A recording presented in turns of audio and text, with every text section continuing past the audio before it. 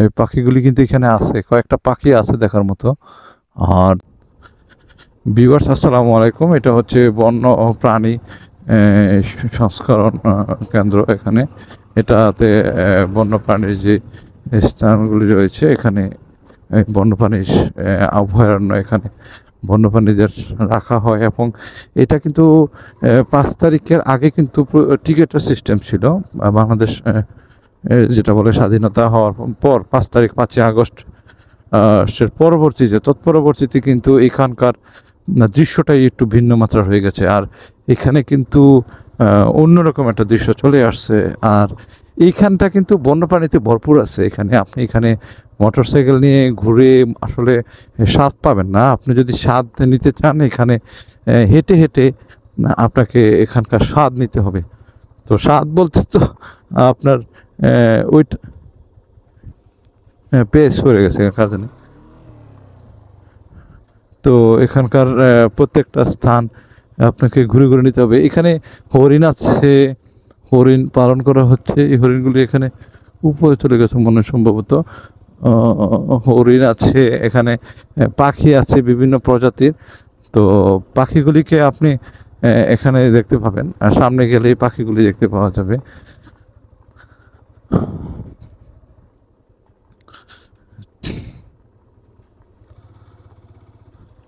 এখানে পুরোটা স্থান জুড়ে জঙ্গল আর জঙ্গল। আপনি বেড়ান, এখানে বেড়ালে আপনি বুঝতে পারবেন যে স্থানগুলি কত সুন্দর, কত আনন্দময়। এবং এই যে আমি আসছি গহীন বনে, এখানে কিন্তু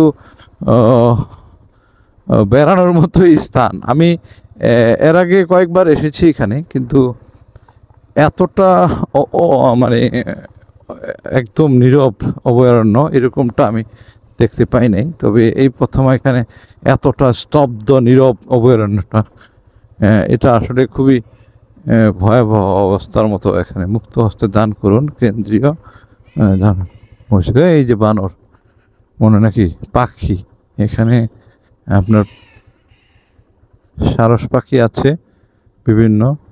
এখানে তো দেখা যাচ্ছে না পাখি।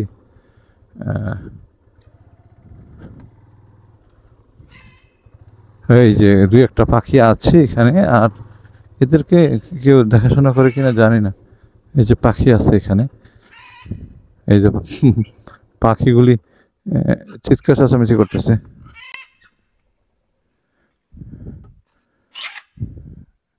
এই পাখিগুলি কিন্তু এখানে আছে, কয়েকটা পাখি আছে দেখার মতো। আর তেমন কিছু নাই এখানে।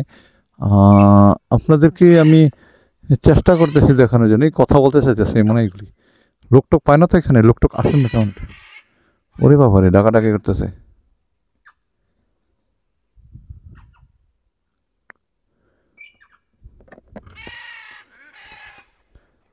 কুকুক কুকুক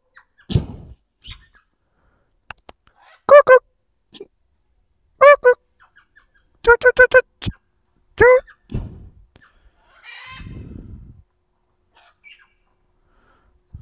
পার্কের কার্যক্রম সাময়িকভাবে বন্ধ করে রাখা হয়েছে নিরাপত্তাজনিত কারণে। এখান দিয়ে যদি গাড়ি যায় অবস্থা খারাপ। গাড়ি গেলে কিন্তু ধুলোটা আসে। এখানে বেশি মানুষ ঘুরতে আসে, বিশেষ করে যারা নতুন সিলেটে আসেন তারা তো আসেনি, যারা বাহিরের থেকে আসেন তারাও আসেন, এখানে বেড়াতে আসেন।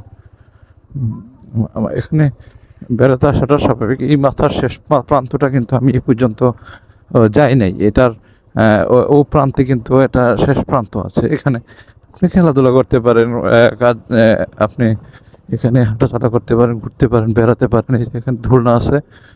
তো আমরা একটু দোলনাতে দুলি, দেখি দোলনাটা কীরকম।